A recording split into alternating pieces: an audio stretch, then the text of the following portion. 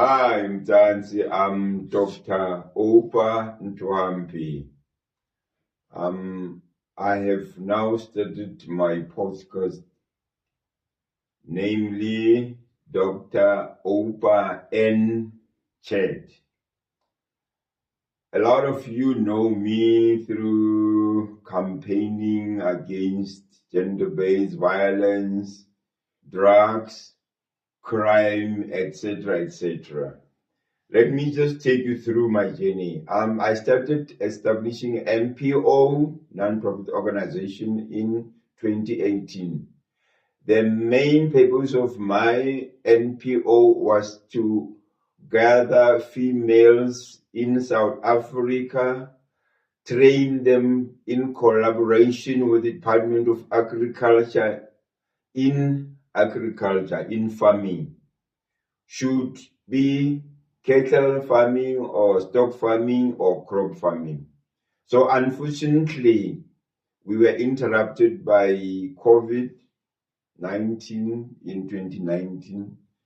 And then after lockdown, then there was some moratorium and we were perturbed a little bit, but I'm still gonna pursue that. Apparently, I decided to start now with gender-based violence, youth development, and human rights activities. I'm actually not a singer or a musician like other people always think, because I've got songs that are composed. I am a human rights activist. That's why I was concerned about the rate at which the females, particularly previously disadvantaged, like unmatriculated females, are ostracized from the mainstream economy. And hence, I started with the NPO. Apparently, I would love people to cooperate and collaborate with non-profit organizations that fight against gender-based violence and capacity building. There are a lot of opportunities, particularly for the youth, that they have to employ or explore in order to ready themselves or prepare themselves for the future tsunami that I foresee coming because of the economic situation. You can see the global economic situation is chaotic. You can see that there are countries who want to colonize or capture our country, South Africa, and Africa diaspora at large. So we have to equip ourselves. Technology is very important. The countries that are superpowers in the world are countries that excel in technology. We are just sitting on our laurels. What we only know is just to toy and say foreigners are taking our jobs, or go protest with placards, no employment. Youth, I've got a degree, I'm unemployed. There is no one who's going to employ you. Government doesn't employ people. You have to establish opportunities for yourselves. Government said to you, we have allocated money for women empowerment and youth development. You don't want to utilize that money. Get into the mainstream economy, value chain, register cooperatives, establish businesses in a form of cooperatives, particularly farming, because there's food risk in the world. Food insecurity is around the globe. Right now, we are getting red meat from Botswana, We are getting chicken from Brazil. We are getting wheat from Ukraine. Now there's war. We are stuck. What is it that we are exporting? We as South African, gold, platinum. But is it really benefiting us? I think gold is about 18% of GDP. It's very little. We've got a lot of mineralogy, mineral resources that we need to explore. We have to undergo exploration, geological exploration, in order for us to know exactly what is that we have. Because right now there is a new establishment of natural gas somewhere in the Western Cape or Northern Cape. There is a lot. So now, in a nutshell, I'm very much concerned about the welfare and well-being of the people. So that's why I'm busy with the campaigns. I'm fighting for survival because I'm doing that on my own. But God will make ways for me one day. This is not actually something that I like. I would just woke up and say, I would love to do this and this and this. I've got the work that I'm doing. I'm a professional person. So I just kept that on hold for a while because I want to drive this God calling agenda first, and then I'll pursue with my mandate, which is a professional mandate. So now I need cooperation. I need people to collaborate with me. Those who need prayers, you can contact me.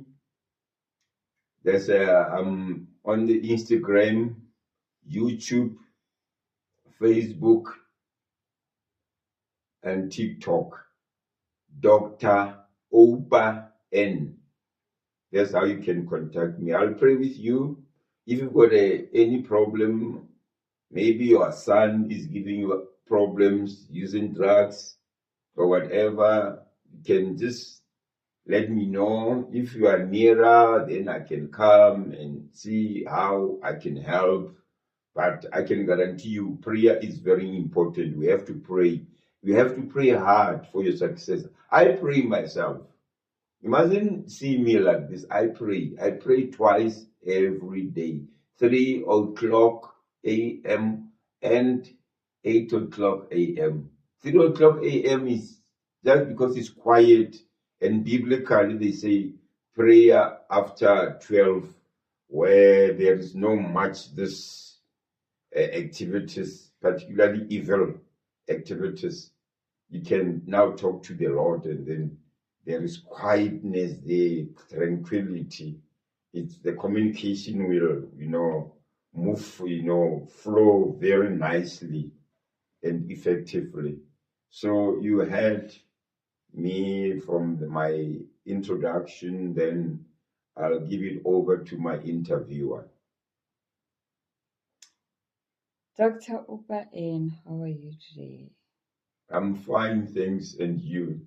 I'm good, thank you. As you are starting this broadcast, just give us an introduction about who is Dr. OUPA N in a nutshell, and why did you decide to start an NPO concerning drugs, crime, and GBV? I was born in Nuclear. Nuclear is a colored township that was near Sophia Town. Sophia Town. So that's where I was born, but actually in Baragwanath. So I lived twice. I had a homeland life and a township life. So, but predominantly, I'm well established with the township life. And then I completed my matric at Slelekela High School. Slelekela High School is a school near Orlando High School, not Slelekela in Twaka, Slelekela in Orlando. And then after that, I went to pursue pre-med at the University of Fort Hare. And then we were expelled because we were fighting against the president by then, which was Lennox Sebe, and I was expelled from the university, which was 1982, when I was doing my second year. And then I went to go and work on the mines in Randfontein, Harmony, but at the time it was called JSE, from 85 until 87. And then I went back home. At the time we were staying in Diepkloof, because initially I grew up in Naledi Extension. And somebody actually said to me, "OUPA, seeing that you were studying BSc, why don't you pursue analytical chemistry?" Then I didn't know what is that. Then I said, "What's that?" Now he started educating me. No, analytical chemistry, it's a course that you can do at the Technikon because you have been expelled at the traditional university. Then I said, yeah, this is a good idea. So 1989, now I started making application. I went to VUT, by then it was Technikon. Then I did register for the analytical chemistry, and then, oh my goodness, June results. I made history. It was all distinctions. And then I applied for a bursary, ESCOM. Then they called me for an interview the very same year, 1989, in June and July. I started. They said to me during the interview, "We'll only take you when you pursue chemical engineering because we are looking for engineers and your results are very good." We are only 3. It was 2 white boys and myself. I was a boy at the time, so we were 3 boys, which qualified for that interview. And then I went and pursued, I studied, and then completed my diploma, and then I converted it into BTech. Then I went to pursue Masters in Environmental Management at Tshwane University of Technology. I completed, then I did my PhD at University of Witwatersrand, Wits, and then I completed. Then I went to do postdoc at Northwest University, and there I registered for my second master's degree in chemical engineering. I got a bursary. And then I completed my master's. Then I worked there, and then I spent 3 years as a postdoc fellow. Postdoc fellow is a person who does research having a PhD. So you qualify to do postdoc. So it's postdoctoral fellowship.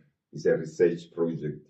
I did it for 3 years. Then I did 2 years at University of Johannesburg.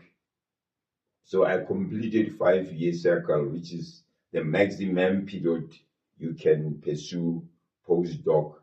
So after postdoc, you can do some papers and then apply for professorship. So at the moment, I qualified for professorship because I'm busy writing a book right now. I've completed writing a book, actually.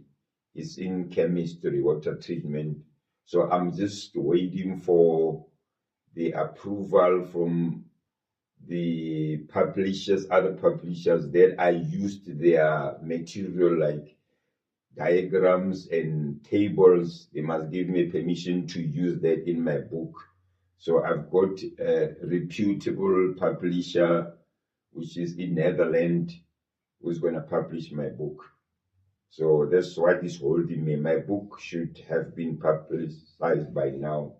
I'm just held by that permission from the other publishers.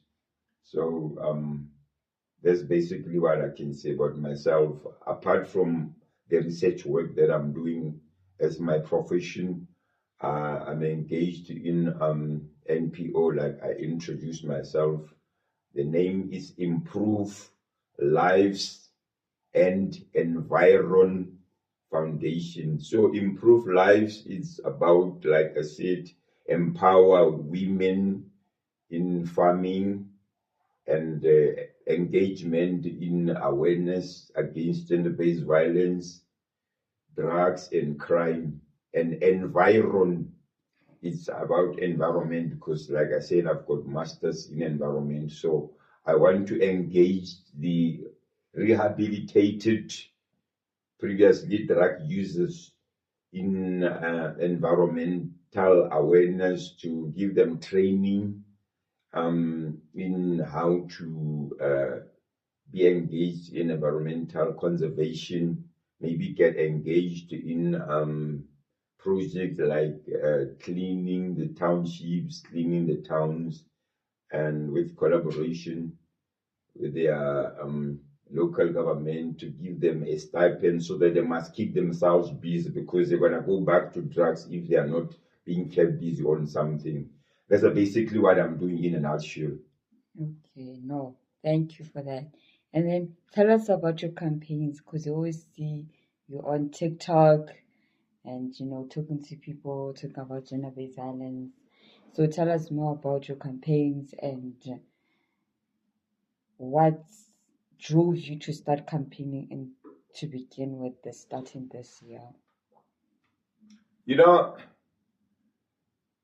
I used to get so intrigued about looking at the youth, the way they conduct themselves. The youth of today are so excited. I always tell them, why are you so excited about life? Because, we've gone through that stage as well, but we'll never be like the way you are behaving right now.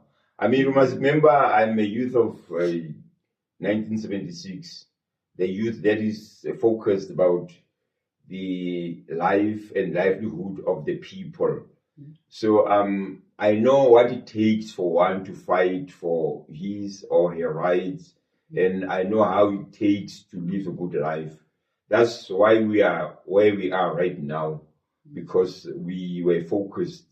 Now I started thinking about what is it that I can do, what impact can I do to assist the community.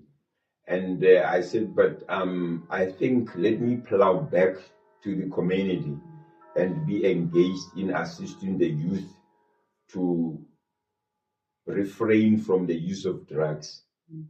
And then I started now interviewing them, just doing it on ad hoc basis, just confront them when I see a group of youth, and then try to talk to them. I'll find them, some of them busy with dacha, some with drugs and all this stuff, some with mixture, this cough mixture that they're using. And then I realized some of them, they used to tell me that, the government is also involved in this. This story about what we hear now from Lieutenant General Nhlanhla Mkhwanazi is something that I knew from a long time, because these boys have been telling me, no, the station commanders, they come here, and the big boss, they come here from the police, they talk to these drug laws, and then they had some secret deals and all that. And from other people as well, that the government officials are there, the ministers are there are some criminal cartel that are busy with it. I've been knowing this from a long time ago. Then I decided, you know what, let me just do campaigns. And there are a lot of people who used to tell me that, no, you're risking your life. These people want to kill. I said, no, they can just come because I know myself. I mean, we fought. So why should I have to be scared of these people? Now I started now doing it, and I sometimes, when you are doing something out of the will of the Lord, sometimes you talk, you become so brave, and you talk. And when you listen at yourself, sometimes when I get home and listen at what I was saying when I was doing campaign, I laugh at myself because I can't imagine a person just, inviting drug lords and say, come, I'm not scared of you. You can come just now. I know I'll fight back. I know, it's not just an ordinary person who can talk like that.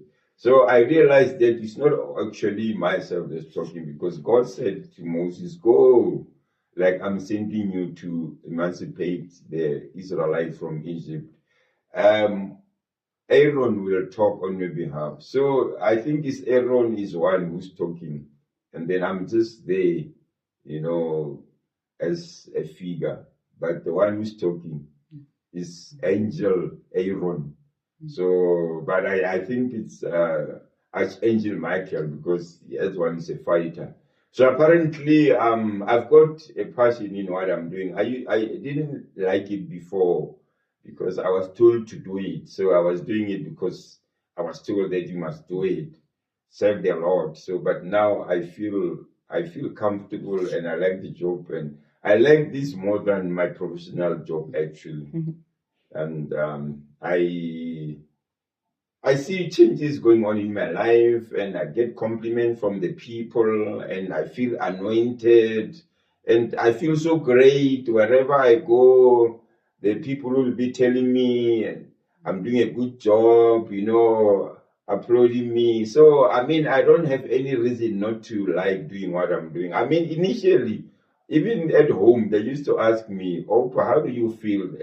The whole doctor, praying in the street or singing in the street. And then I said, no, I mean, you don't understand what is in me.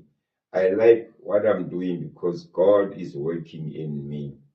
So I like people to be engaged with me. And some people call me Muruti. People don't call me, I'm not a pastor. I'm just a person who grew up, at church. I used to attend this apostolic church, before this conventional church were introduced in our country, long before.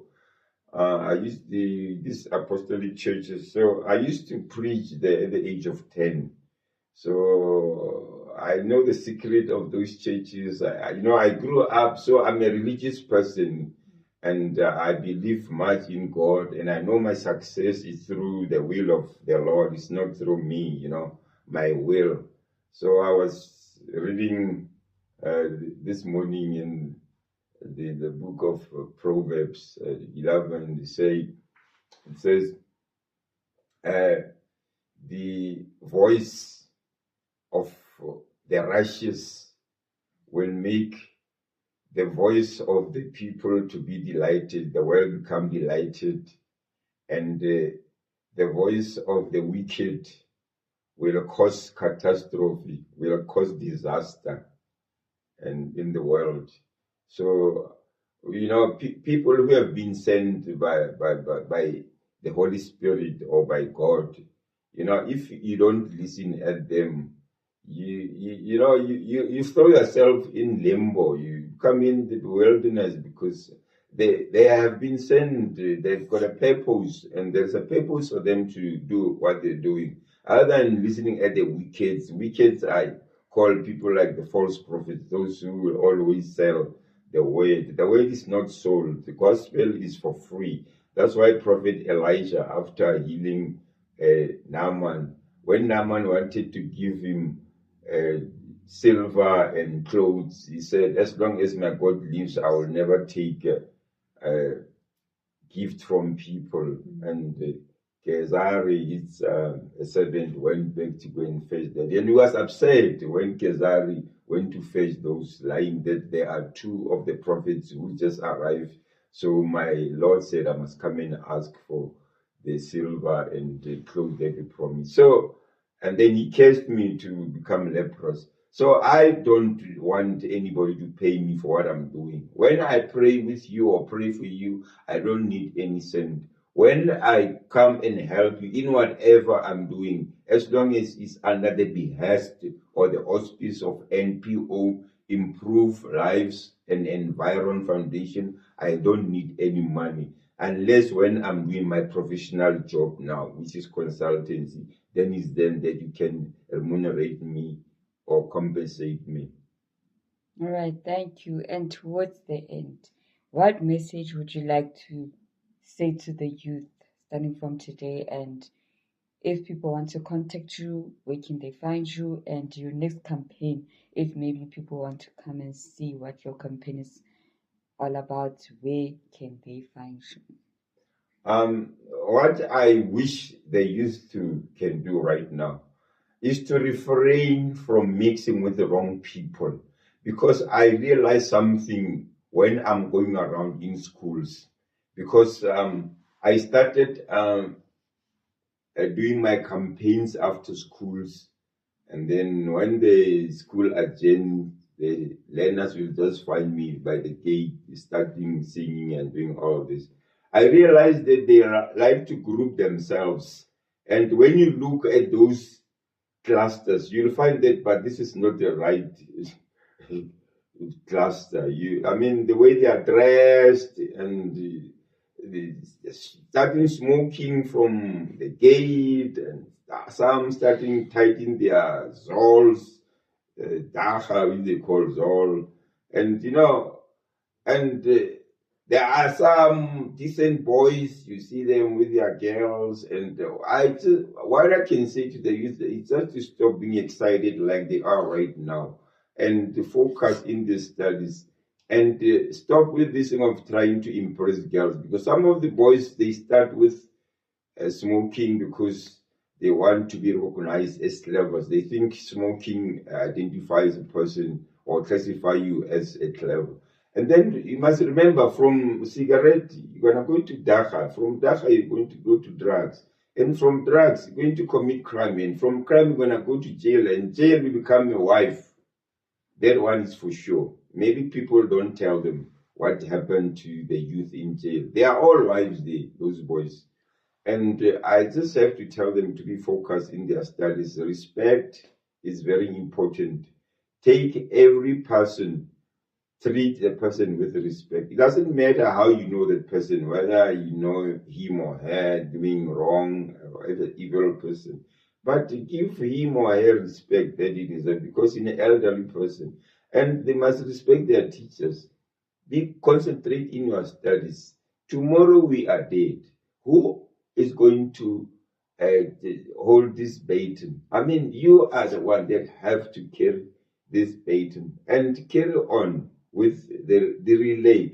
Fella, life is a relay. So when this person stops, someone must take the flag and run, just like that. Now, if we've got such a moral generation of the youth, I mean, who's going to be leaders tomorrow? Because all of them will be zombies. You can see these people from outside. They want to destroy you. Even some of the government officials, they want to destroy the youth. I don't know what is their motive. Maybe there's something that they're after, but it doesn't sound rational to me. That is just the impalpable decision making to allow children. I mean, we've got Department of Social Development. What is it that they are doing? Instead, we as NPOs and NGOs, we are the ones that are bothered about the behavior and the welfare of the youth. They have to stop with this. They have to concentrate. They have to stop with smoking. They just have to concentrate in their studies. They must go to church. They must respect their parents. They must stop harassing their parents, patronizing their parents. You fathers as well. You must respect your wives, respect your children. Stop with all that you are doing. Some they sleep with their daughters, biological daughters or stepdaughters, and some they harass the whole family. I mean, we